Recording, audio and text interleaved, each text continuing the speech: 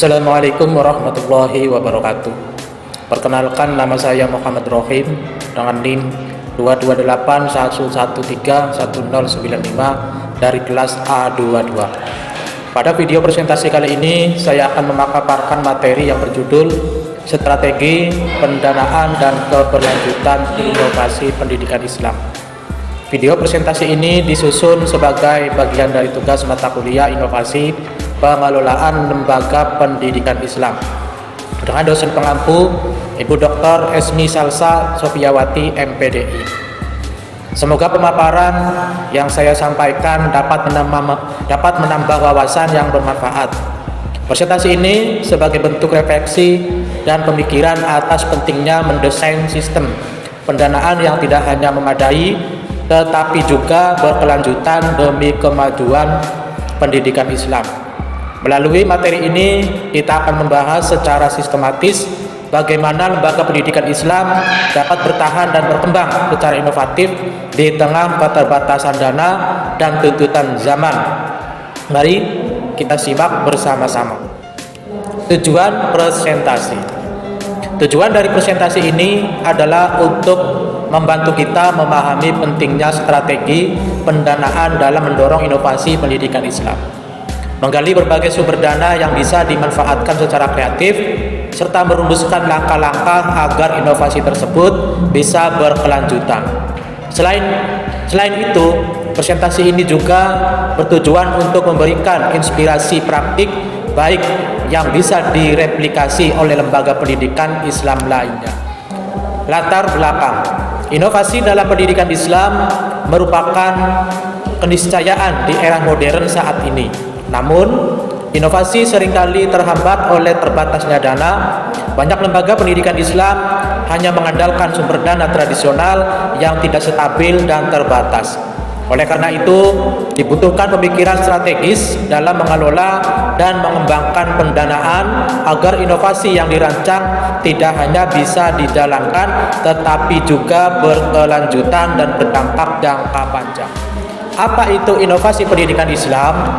Inovasi pendidikan Islam merujuk pada berbagai upaya pembaruan dalam metode, pendekatan, dan sistem pembelajaran yang berbasis pada nilai-nilai keislaman. Bentuknya bisa beragam, seperti penggunaan teknologi digital dalam pembelajaran kitab kuning, pengembangan kurikulum yang mengintegrasikan ilmu agama dan sains modern, hingga penciptaan ruang belajar yang lebih partisipatif dan kolaboratif.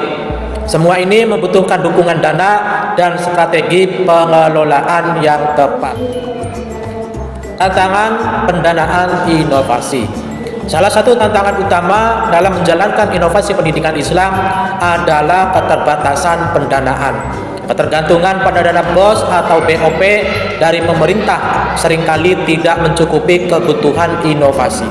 Selain itu, minimnya literasi keuangan di kalangan pengelola lembaga dan belum optimalnya kerjasama dengan pihak eksternal menjadi hambatan tersendiri. Maka perlu dicari alternatif solusi yang dapat mengatasi tantangan ini. Sumber pendanaan alternatif. Ada beberapa sumber pendanaan alternatif yang bisa dimanfaatkan oleh lembaga pendidikan Islam. Pertama, dana dari pemerintah seperti BOS, bentuk hibah, dan program-program kementerian. Kedua, bantuan dari lembaga donor, baik nasional seperti LAZIS maupun internasional.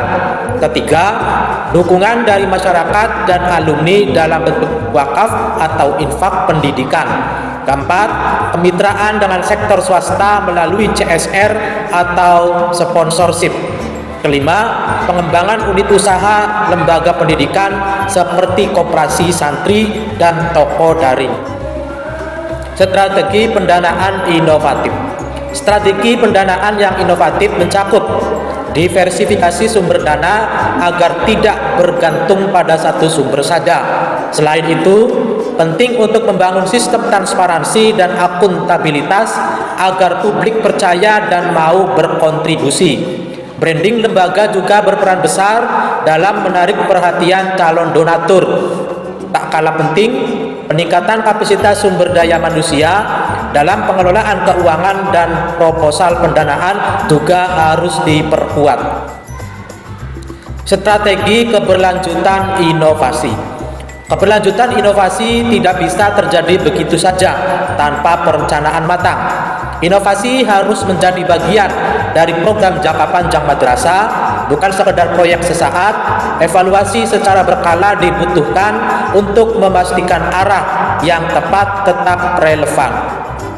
Lembaga juga harus adaptif terhadap perubahan zaman dan teknologi, serta membangun keterlibatan seluruh komunitas sekolah dalam menjaga kelangsungan program inovatif.